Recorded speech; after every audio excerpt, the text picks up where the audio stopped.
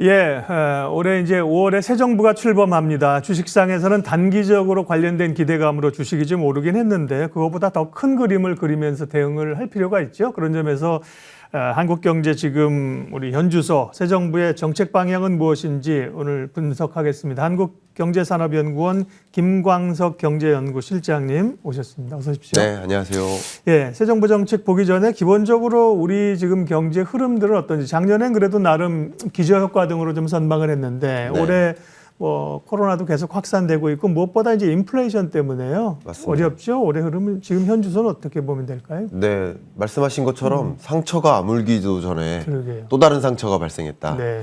이렇게 생각이 되는 것 같은데요. 코로나19라는 대재앙이 왔을 때 그 밖에 또 다른 대재앙이 올까 하는 그런 생각을 좀 했지만 전쟁이라는 또 극심한 이 대재앙이 또 찾아와서 또 인플레이션을 가중시키고 그러게요. 경제를 좀 혼란스럽게 만드는 그런 모습인 것 같습니다. 네. 인플레는 지난번에도 한번 말씀을 좀 들었던 제가 기억나는데 이제는 뭐 금리 인상도 결국은 인플레 때문에 나오는 건데 이제 인플레 시대에 뭐 발을 내디뎠다. 이렇게 좀 봐야 되는 거겠죠? 금리 인상기? 네, 제가 명확히 좀 제시하고 싶어서 네. 그래프를 좀 준비를 했습니다. 예. 그러니까 우리나라의 소비자 물가 상승세를 장기적으로 확인할 수 있는 그래프인데요. 네. 재미있게도 2000년대만 해도 우리나라 평균 물가 상승세가 대략 한 3.5%. 그러니까 인플레이션 시대였어요. 그리고 2010년대 들어서 디플레이션이 우려되는 경제. 2020년까지도 그랬습니다. 그런데 2021년 8월까지만 해도 22년 물가 상승세를 1.5%로 한국은행이 전망을 했었는데 지난 2월 달 들어서 물가 상승률 전망치를 3.1%로 높게 잡았습니다. 심지어 저 3.1%라는 우리나라 물가 상승률은 우크라이나 침공이 본격화되기도 전 단계라고 볼 수 있을 것 같아요. 그런 면에서 우리나라 물가 상승세는 말 그대로 고물가, 그냥 우리가 흔히 생각하는 체감도 그렇지만 지표면에서도 모두가 고물가 우려에 놓여 있다. 이렇게 생각하면 좋을 것 같습니다. 실질적으로 소비자들은 그렇게 어떤 저금리, 저물가, 디플레 시대를 산 건 아니에요. 왜냐하면 뭐 물가는 안정적인데도 뭐 음식료 값은 오르고 그랬잖아요. 근데 네. 이제 체감할 수 있는 그런 인플레 시대가 이제 왔다는 거고요. 당장 이제 우리 경제가 또 어려운 게 공급망 이슈 우리가 이제 중간재를 가져와서 생산하고 이런 거기 때문에 뭐 네. 자동차도 그렇고 그렇습니다. 공급망 때문에 그 어려움이 계속 있는데 이 부분은 좀 해소될 만하니까 정말 우크라이나가 터졌습니다. 공급망 이슈는 언제쯤 좀 해소가 될까요? 야, 정말 이 공급망 문제는 네. 여러분이 경험하고 계시는 전 산업에 걸쳐서 정말 비슷하게 체감하고 계시는 영역이라고 볼 수 있는데 건설사들은 철강 스크랩을 구하기가 힘들어서 이 건설 발지 시점이 계속 늦어지고 있고요. 네. 자동차 기업들도 가동률을 100% 끌어올리지 못하고 있죠. 부품 수급이 제대로 안 돼서. 심지어 물류 업체들은 굉장히 심각합니다. 이제 화주사가 있고 해운사가 있다 그러면 중간에 있는 3PL 업체들은 이 해운사들과 관계가 있는데 화주사들과 장기 계약을 해요. 네. 근데 해운 가격이 계속 올라요.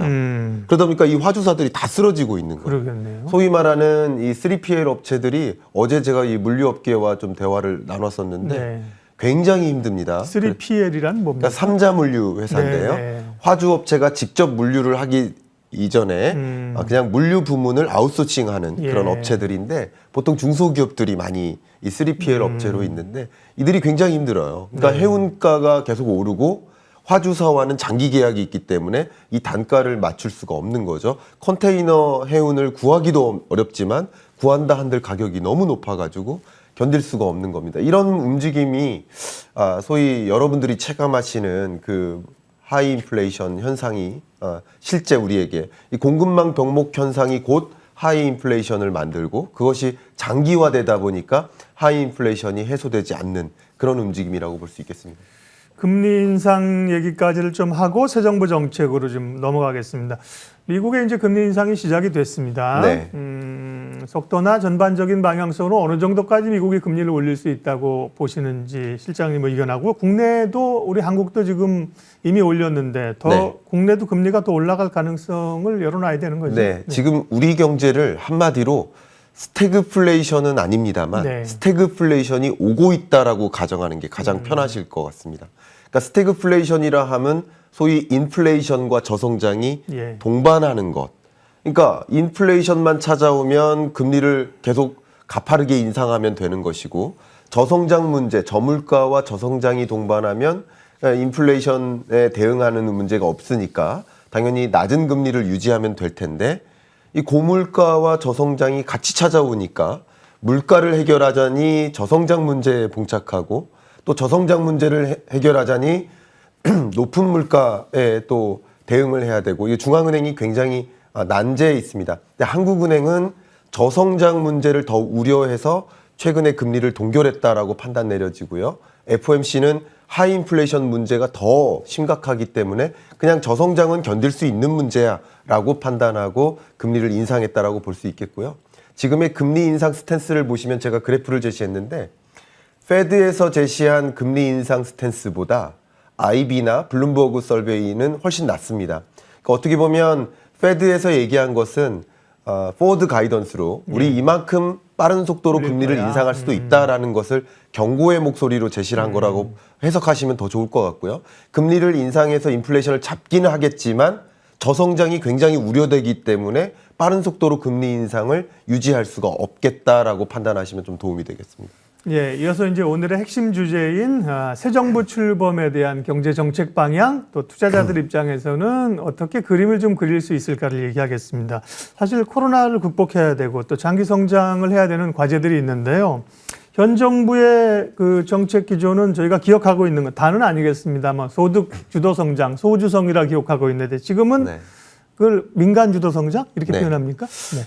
요즘 말로서는 현재로서는 역동적 혁신 성장. 역동적 혁신 성장. 라는 스킴을 제시를 하는 것 같습니다. 이제 확정된 것은 아닙니다만. 그러니까 소득 주도 성장은 어쨌든 소득이 앞에 가기 때문에 분배 정책을 좀 중심으로 정부의 살림살이를 운영하는 그런 방식이었는데 역동적 혁신 성장이니만큼 기업하기 좋은 나라. 기업에게 뭐 규제를 완화하고 또 노동 규제라든가 뭐 그밖에 신산업 진출과 관련된 규제라든가 규제를 현격한 속도로 완화하고 또 기업하기 좋게 뭐 법인세를 절감해준다든가 나가 있던 기업들이 한국으로 또 리쇼링할 수 있는 여건을 만들어준다든가 그런 부분에 좀 초점을 두는 정책 기조가 주되게 나타날 것으로 보고 있습니다. 예. 역동적이면서 혁신을 표방하는 성장인데요. 그 얘기는 이제 하려면 좀 더 길고 세부적인 안들이 나오면 추후에 이제 실장님과 얘기를 하겠고요. 저희는 투자자들이 많이 보시니까 투자자들 입장에서는 그럼 새 정부 정책 방향 가운데 좀 대표적인 게 이제 시장에서는 원전 이런 정책 바뀔 거로 생각하지 않습니까? 맞습니다. 투자자들이 볼 때 조금 기대하거나 체크해야 할 수 있는 그런 공약이나 변화들은 어떤 것들입니까? 지금부터 말씀드릴 이 주식 시장의 움직임은 어쩌면 누가 당선이 됐든 그런 방향으로 움직였을 것 같다라는 그 부분을 먼저 말씀드리고 싶어요. 그러니까 주식 시장의 레벨업을 만드는 거죠. 그 레벨업을 만든다는 것은 소위 MSCI 이 신흥국 지수에 편입되어 있던 우리나라를 선진국 지수로 편입시키기 위한 그 행보는 현 정부도 추진하고 있던 일이고 양 후보가 모두 주장했던 일이기 때문에 차질 없이 좀 전개될 것이다라고 보고 있는데 그러기 위한 과제 중에 하나가 외환시장 개방이 있고 그다음 한 가지 과제가 공매도 재개입니다. 근데 이대로는 공매도를 재개할 수가 없기 때문에 공매도 제도 자체를 소위 개인 투자자들도 쉽게 참여할 수 있도록 지금보다는 더 이 규로즌 운동장을 좀 정상화하는 그런 조치를 먼저 단행할 것이고 그로부터 23년 중반 정도가 되면 예상컨대 MSCI 선진국 지수 후보국 리스트에 편입될 가능성이 높습니다. 그렇게 되면 이 ETF 상품과 같은 기계적으로 외국인 자금이 쏠리는 그 시점은 24년 중반이 되겠지만 미리 좀 들어올 수 있다. 그렇죠. 미리부터 선진국 자금이 많이 쏠리고 그러면서 이 주가가 레벨업 될 수 있는 기회가 있겠다. 이 부분을 좀 강조하고 싶습니다. 자본시장 선진화, 주식시장 측면에서는요. 그런 얘기를 해주셨고요. 정책 측면에서는 글쎄요, 뭐 전반적인 성장도 그렇겠습니다만, 뭐 DJ 정부 때는 이제 벤처 기업들을 많이 육성했었잖아요. 그런 지금은 어쨌든 뭐 원전, 건설, 원전 건설 쪽 얘기 많이 되는데 그런 쪽에 그 기대감들은 좀 합동화될 수 있을까요? 네, 좀 윤석열 당선인께서 네. 좋은 기회를 또 한꺼번에 맞이하신 것 같아요. 예. 왜냐하면 이제 탄소 중립의 움직임은 그 어떤 나라도 거슬 수 없는 대응 방향이에요. 예.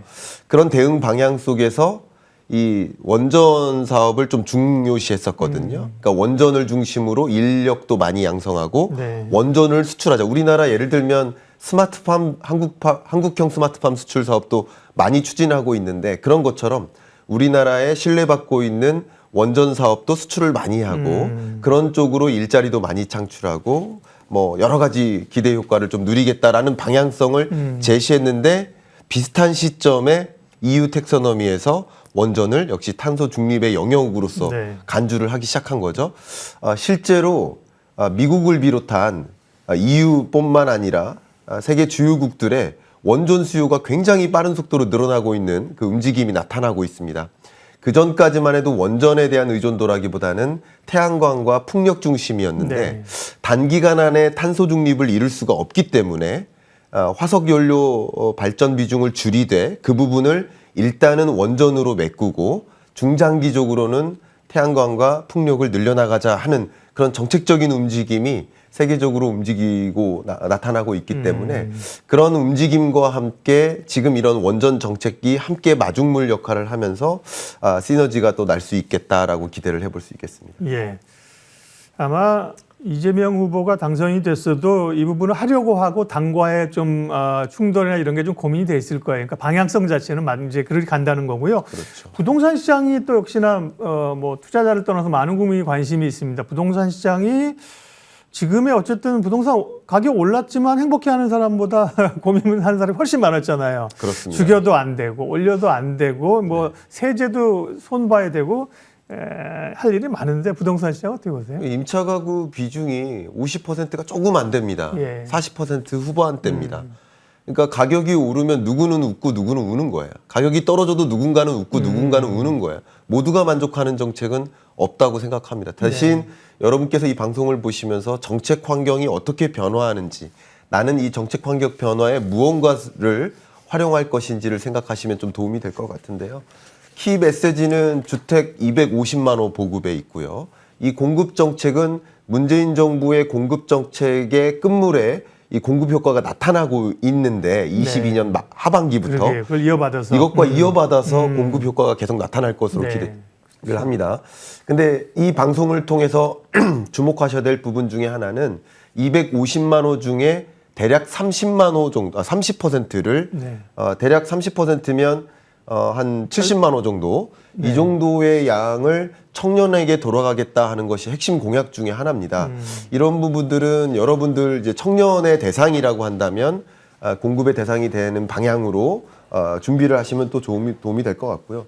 그 밖에 여러 가지 세제 개편이죠. 보유세 개편이라든가 또 초과 이익 환수제 개편이라든가 리모델링 규제 완화라든가 이런 제도가 같이 맞물리기 때문에 그러니까 부동산 거래 활성화는 굉장히 빠른 속도로 나타날 것이라고 보고 있습니다. 그러니까 지금까지 22년 상반기까지 거래가 굉장히 주춤했었는데 거래가 다시 활성화되는 그런 부동산 시장의 움직임이 나타날 것으로 예견이 됩니다. 네, 여러 얘기를 했는데요. 올해 우리 경제 뭐 아직 시간도 많고요. 또 극복해야 될 과제나 변수들도 많습니다. 올해 우리 경제 좀 전망 총평해 주십시오. 네, 앞에 좀 말씀드렸던 것처럼 스태그플레이션이 온다. 그러니까 고물가와 저성장이 같이 찾아오고 있는 경제 이렇게 전망의 총평을 말씀드리고 싶고요.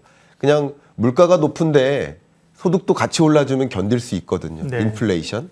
근데 소득이 주는데 가격도 떨어져주면 또 역시 견딜 수 있거든요. 디플레이션. 그렇죠. 근데 스태그플레이션은 가격만 오르고 소득은 줄어드는 현상이라고 생각하시면 좋겠습니다. 그렇게 굉장히 아픈 경제가 찾아오고 있기 때문에 우리는 좀 미리미리 변화되는 환경을 좀 이해하고 대응책을 마련했으면 좋겠습니다. 네, 새 정부 출범을 앞두고 우리 한국경제 전망 오늘 했습니다. 한국경제산업연구원 김광석 경제연구실장님 함께해 주셨죠. 고맙습니다. 감사합니다.